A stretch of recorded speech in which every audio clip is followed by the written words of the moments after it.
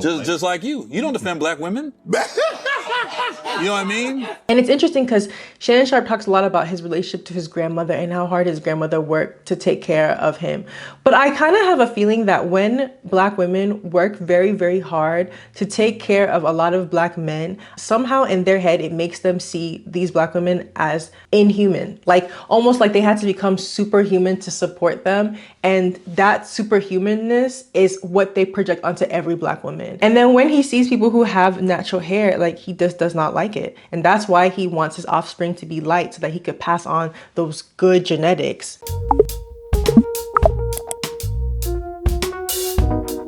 Sometimes it don't make no sense. Does it really have to? There is nothing I can say. Hi, welcome to Mayowa's World. Hi y'all, welcome to Mayowa's World. My name is Mayowa, and on my platform, I like to talk about colorism, featureism, anti-blackness. Today, we're going to be talking about anti-blackness and Shannon Sharpe's one-sided beef with black women. So Shannon Sharpe is a retired football player who is 56. I say that because his age is very important in this discussion. Shannon Sharpe is a 56-year-old retired football player who comments on sports a lot. Shannon Sharpe is also somebody who comments on pop culture a lot and specifically has said very distasteful things about black women. If you're new to my channel, a year ago, I literally talked about how Shannon Sharpe said a really off comment about his daughter's hair, and I'll put up the clip here. This weekend was full of much needed daddy-daughter time. With all my accomplishment, being a father is top 2 and not the 2. Yes, my daughter's hair is real. Your boy did a good job. Stop playing. #girldad. Texturism just living in your head rent free. Just wait, like you can't even get by without just like, oh, my daughter has good hair. Like, babes, is it that bad? As we spoke about in the last video, Shannon Sharpe is someone who you can tell has a lot of internalized anti-blackness, and that internalizedness comes out on him having consistent beef with black women. And it's so interesting to me the kind of men who are platformed and championed and how often they are battling so much anti-blackness and have so much animosity and resentment towards black women.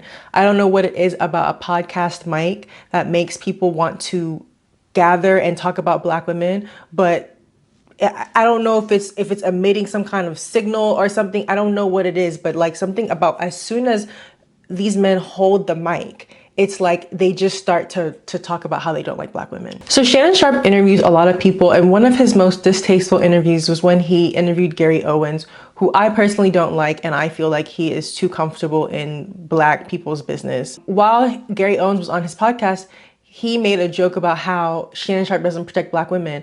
Kevin's got to be careful. And I'm sure there's some things he wants to say. Right. But he ain't trying to mess up that check.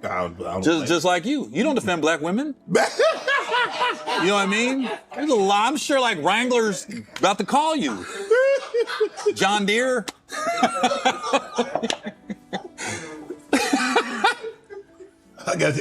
I need some water on this one, man. Yeah. There you go. See, I should have never opened that can of worms, because I know You don't, Shannon. His response actually reminds me of the whole James and Fuhad thing where they were just laughing with Andrew Schultz. And I feel like it's a similar dynamic where men like Shannon Sharpe or James and Fuhad, they feel a deep inferiority to white men. What is the black girlfriend effect? This is You don't know about this. Glow up the other culture. Yeah, so you'll see a guy who's had a black girlfriend, all of a sudden he's got buzz cut, like clean shape up. Glows up, bro. Yeah, I like that. I like that. They shave their hair because they start losing it. Because they're so stressed being around this black girl complaining about shit all the fucking time. And so when white men are on a show and they're like asserting themselves and saying how they feel, like their natural instinct is to become submissive and to laugh with them and to like almost like uplift them. And usually like men like this will have some of the most horrific thoughts and like deep-seated one-sided hatred or beef towards black women, and I think Shannon Sharpe will fall into that category. In this tweet that he had about his daughter's hair, you can just tell like that is something that he has a lot of pride in, which also means that he feels a deep insecurity about that same thing. And I've talked about this on my platform before, but when we talk about colorism, featureism, texturism, it also impacts who people want to procreate with. And a lot of people want to procreate with people who can get them a child or an offspring that has a lighter complexion, a looser hair texture, or more Eurocentric features. Like, I think a lot of people actively look for that when they choose their partners. And that is not exclusive to straight people, because as a queer person, I've seen a lot of queer lesbians who, when it's time to pick the donor of their children, they will pick white donors a lot of times. And I really feel like it's because they want the aesthetics or the features closer to whiteness. So this is not something that's specific to Shannon Sharpe, but I think that Black men have patriarchy on their side to wield and kind of feel comfortable with those decisions without ever having to reflect on it. So Shannon Sharpe also, like, you can see his misogynoir when it comes to reporting on sports. And like, as we know, Black women in sports have a very, very hard time because they are experiencing, because whenever they express anything other than like deep joy and gratefulness, people interpret it as having an attitude problem. People have talked about how Shannon Sharpe has been more gentle with his critique towards Caitlin Clark than he has Black women athletes. So someone wrote, my issue is Shannon Sharpe never speaks on the disrespect the rest of women in the WNBA experience. Always defending Caitlin. The WNBA disrespect didn't start with Caitlin. They've had disrespect for years. Caitlin's buzz made the hate way worse, and people who tried to have the other women's back were called, in quotes, haters by people like Shannon Sharpe, who wanted us to be thankful for ratings boosts. Then he responds, that's your issue, not mine. I have no issue with anything I've said in regards to WNBA and its players, past or present. And then a girl who has a picture of Meg Thee Stallion as her profile says, oh, I'm sure you don't. And then he says, why are you on my page? Don't you have another horse to rob of his hair? Stop trying to kill my vibe. I also feel like it's really interesting to notice how he responds. Like, the person who really had critique for him was a guy. But you see how when he's coming for the guy's comment, he's just stating facts like, oh, I don't agree with you. But as soon as a woman enters the chat to have the same level of disagreement, and she's actually saying way less than the guy did, he meets her with so much vitriol and makes fun of her hair, even though he does not know what she looks like. All he knows from the profile is that it's probably a Black woman, and he can use this comment because he's probably used it before in the past. And Black men will really try and shame you for your hair literally being as it is. And what is really interesting to me is I feel like we're in a time right now where it is so socially acceptable to make fun of Black women's hair, to where like there's not much backlash or repercussions. Like, I don't understand why ESPN will allow someone like him to make anti-Black comments on his show and actively make fun of Black women's hair, and it doesn't affect the company or how they feel about him. It's not new. Like, we know that companies don't really react to anti-Blackness towards Black women. Like, we all know that. But it's just, I feel like right now there's like not even the attempt of performativeness to pretend like they care. You know what I mean? Like, I feel like for him it's just funny, and he knows he can get away with it because he knows who's backing him. And something that I've also realized, like, the reason I mentioned Shannon Sharpe's age of him being 56 years old is because Shannon Sharpe is old enough to be my daddy. Shannon Sharpe is old enough to be my daddy. And some of the comments he said for an older man is wild to me. And I don't know if it's because of how I was brought up, but I was brought up to respect my elders. And I think I do it to a fault because sometimes people who are older than me have said very out of pocket things, but because they're older than me, I just kind of internalize it. But it wasn't until like the past couple years that I realized age doesn't mean anything, because in people's minds, Shannon Sharpe is still a 13-year-old boy. And the way he insults women is very much so giving a 13-year-old boy. And the way he views women is very much so giving a 13-year-old boy. And I'm not going to respect somebody just because they're older. If anything, because you're older, you should actually know better. But this just shows you that he's had this is how society has groomed him to become. Like, this is who he's chosen to be. So interesting that he wants to make fun of somebody who has Meg Thee Stallion as their profile picture, because he was the same person who apologized to Megan Thee Stallion because he's made some off comments about her. Before we go any further, I want to apologize to you personally. And I didn't, I always wanted to sit down and have a conversation with you. I didn't know if that was going to be possible.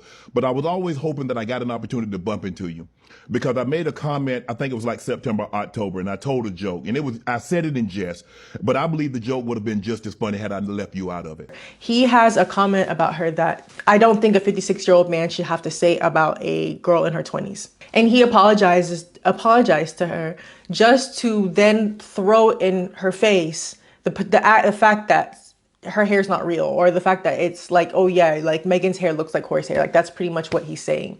And I feel like, you know, when I saw the interview with Shannon Sharpe and Meg Thee Stallion, I feel like, you know, she was very graceful towards him. Like, she was forgiving towards him, at least publicly. She seemed forgiving towards him. But I just know for myself, I don't want to be a forgiving Black woman, because look at what forgiveness gets you.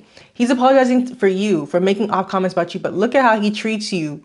Look at how he treats Black women. Like, these people don't ever reform themselves. Like, I feel like they just change, they just learn language. Like, men like Shannon Sharpe, they don't reform being a texturist. They just learn language to avoid being accused of being a texturist. But in this time, in this day and age, they don't care about being accused of anything, because everything goes. I really feel like, I talk about it every video, but like, I feel like the fact that we're in a recession means that people have to do whatever they can and say whatever they can to get them views, clicks, and money. And Black women is the currency, and making fun of Black women is the currency. But he's just a strange guy. Like, I've heard him make comments about how he doesn't like the women he dates to like fart, or like just really very immature, you know, hasn't really spent, you can just tell like with comments like that, you haven't spent a lot of intimate time with women. Like, you don't really see them as full people. Like, I feel like you see Black women as like some kind of weird idea of, instead of someone who's spent time with them.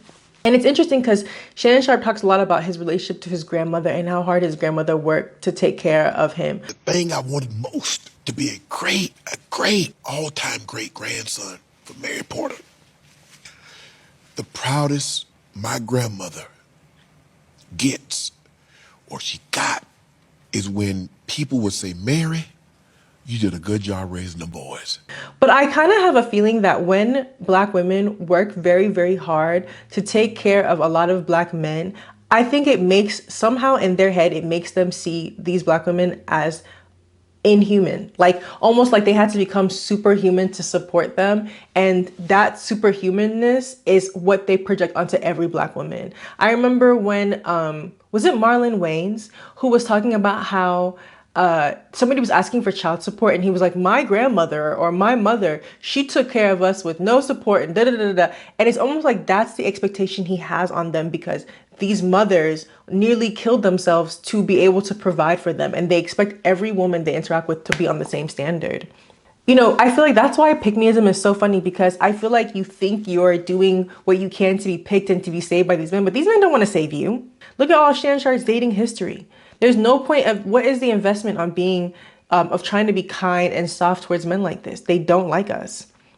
And I really feel like, you know, the first thing I noticed is like Shannon Sharpe is the kind of person who keeps his hair short, and it's for a reason, because you can tell that he's the kind of man that if his hair was to grow out, he would not like his hair texture. Like, he does not like his hair texture. And that's why men can benefit within patriarchy when it comes to texturism, because it's expected for men to keep their hair short, and keeping their hair short avoids for them to actually deal with an element of their Blackness, you know? And then when he sees people who have natural hair, like, he just does not like it. And that's why he wants his offspring to be light, so that he could pass on those good genetics, so that the child could have good genetics and have a chance of like surviving, because he, without even him saying it, he knows how anti-Black this world is. He knows how he treats Black women. He does not want to reproduce another him. If you made it to the end of this video, tell me what you like about my makeup. Y'all, my makeup today, I'm so proud of myself. My makeup is inspired by Makeup by Chelsea. She has like this tutorial of how she does her makeup. But I was just so proud, because it took me so long to like learn this. And I was just trying to work on like, kind of working on my base of my makeup instead of trying to always do colorful eyes. I'm like, let me get my base down and then kind of work from there. So yes, this is what it's giving. I was in the mood to just kind of cover my hair and where my friend Tochi gave me this shirt. So this is the look. Thanks for watching. Have a great day. Bye.